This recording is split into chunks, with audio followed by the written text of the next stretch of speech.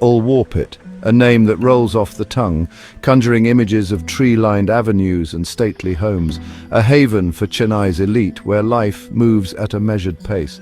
But even in paradise, shadows lurk, and nowhere are they darker than in demonte colony. Nestled within Ulwarpit's affluent embrace, demonte colony stands apart, a cluster of dilapidated buildings frozen in time, starkly contrasting the vibrancy around it. Crumbling walls whisper forgotten stories, while overgrown vegetation claws at vacant windows like spectral hands. Once a sought-after address, demonte colony now stands shrouded in an unsettling silence. The air hangs heavy, thick with unspoken tales and the weight of unseen eyes. It is a place where the veil between our world and the next wears thin. Few dare to venture into its heart, especially after the sun dips below the horizon. For it is in the darkness that demonte colony truly comes alive, whispering its secrets to those foolish enough to listen. The story of demonte colony is inexorably entwined with its namesake, John Demonte.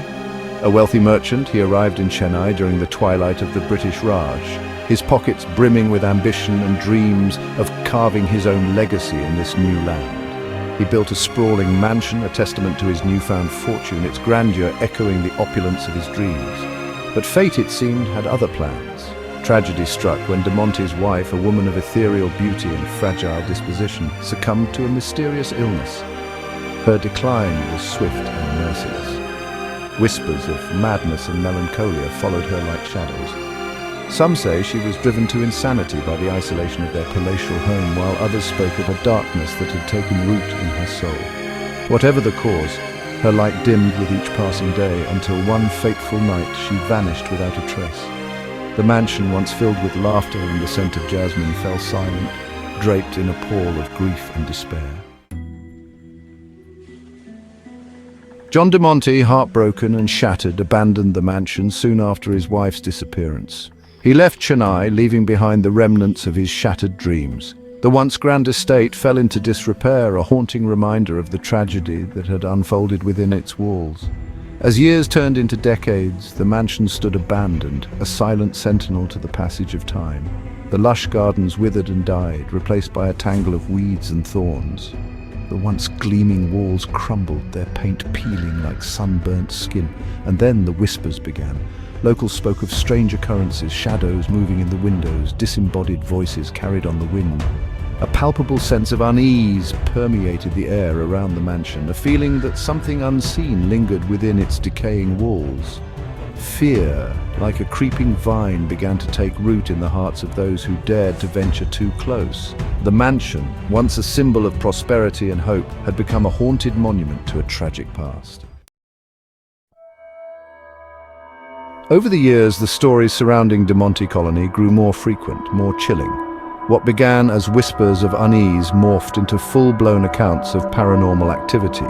The mansion, it seemed, had become a magnet for the unexplained. Residents of the surrounding areas reported flickering lights within the abandoned building, even though the electricity had long since been disconnected. Some claimed to have seen shadowy figures flitting between the trees, their forms indistinct, their movements unnervingly fluid. Others spoke of hearing voices, faint and ethereal, whispering their names in the dead of night. The sounds, they said, seemed to emanate from the mansion itself, as if the very walls were trying to communicate with the living. Truck drivers whose routes took them past the colony late at night told stories of a white figure that would suddenly appear in the middle of the road, only to vanish just as quickly. Their accounts, dismissed by some as hallucinations brought on by fatigue, did little to quell the growing sense of unease surrounding the place. These stories, passed down through generations, wove themselves into the fabric of Chennai's folklore. Demonte colony, once a forgotten corner of the city, had become synonymous with the unexplained, a place where the veil between the living and the dead seemed perilously thin.